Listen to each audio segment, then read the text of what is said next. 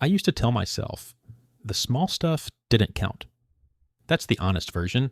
It was the coffee on the way home, the snack I didn't really want, the extra thing I grabbed because the day already felt long. None of it felt like spending. Bills were spending. Rent was spending. This was just getting through the afternoon. I remember standing at the counter tired, card in hand, thinking, it's $5, who cares? I cared about bigger numbers back then, or at least I thought I did. What I didn't notice was how often I was doing it. Not once in a while, almost every day. The habit wasn't the coffee. It was the decision to stop paying attention. I didn't track it because tracking felt like work, and work was already taking everything. It wasn't reckless. It was quiet.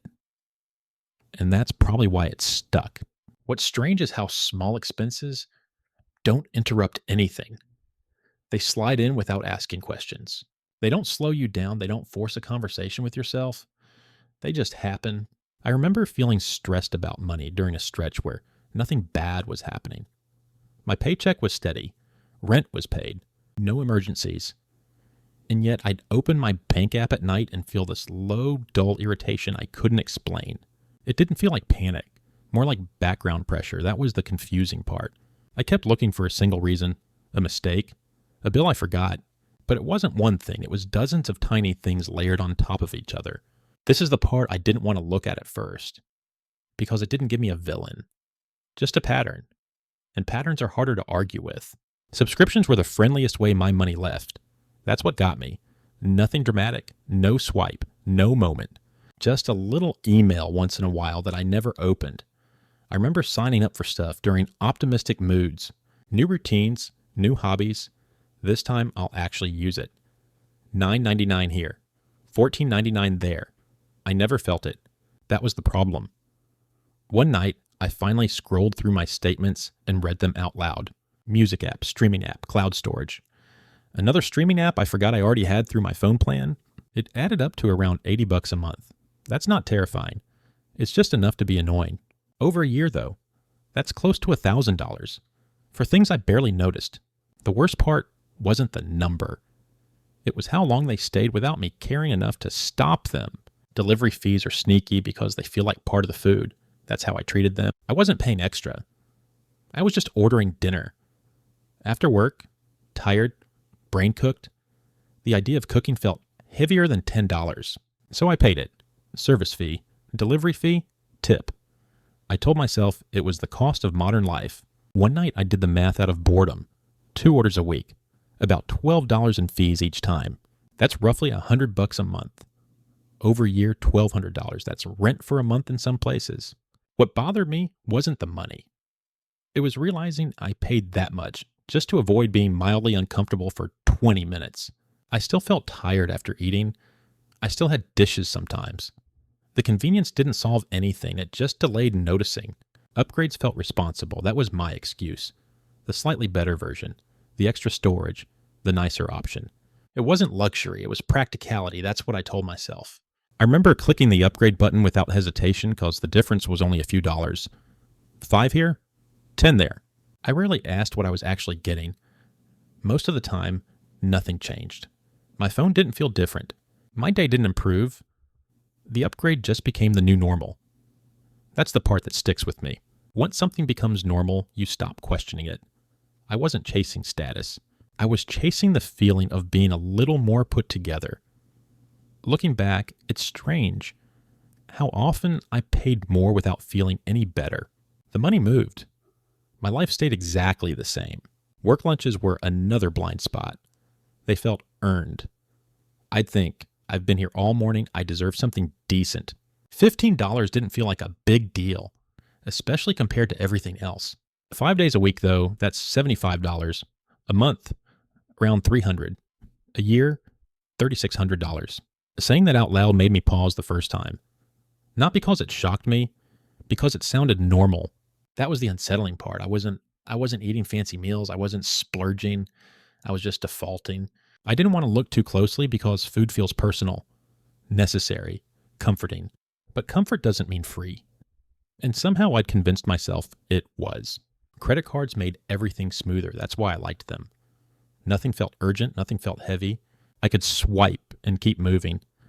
I remember carrying a balance and telling myself it was temporary. It always was. Temporarily permanent. The interest rate was something like 22%. I knew that. I just didn't feel it day to day. On a $3,000 balance, that's around $600 a year in interest. For nothing. No product, no experience, just time passing. What bothered me wasn't the math.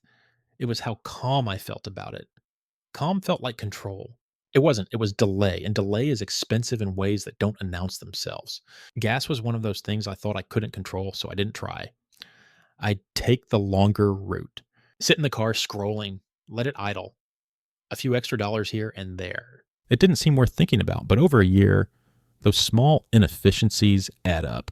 Maybe a couple $100. That's not life-changing. It's just annoying.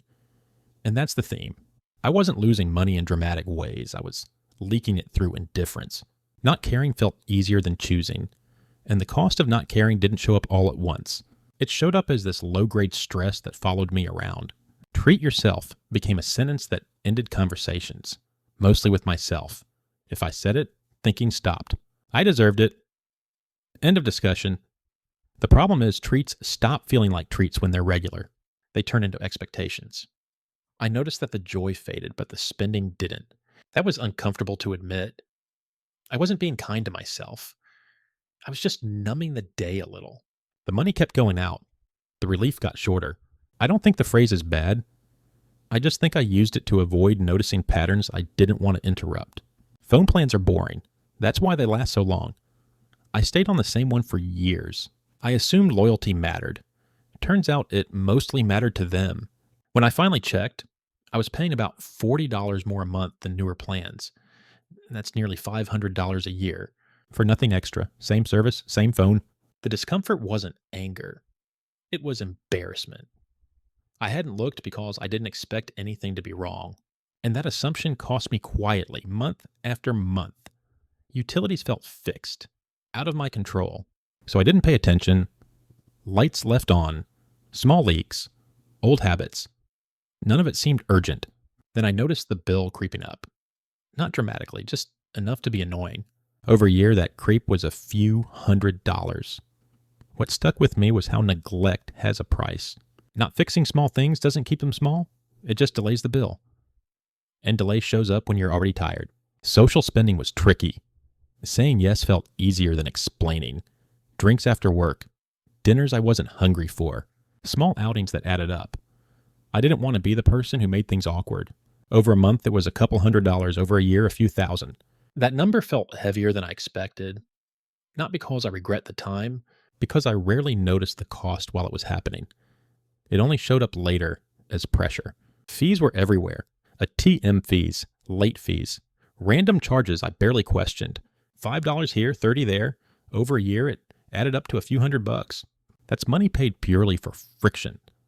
For being slightly late, slightly impatient, slightly tired. What bothered me was how normal it felt.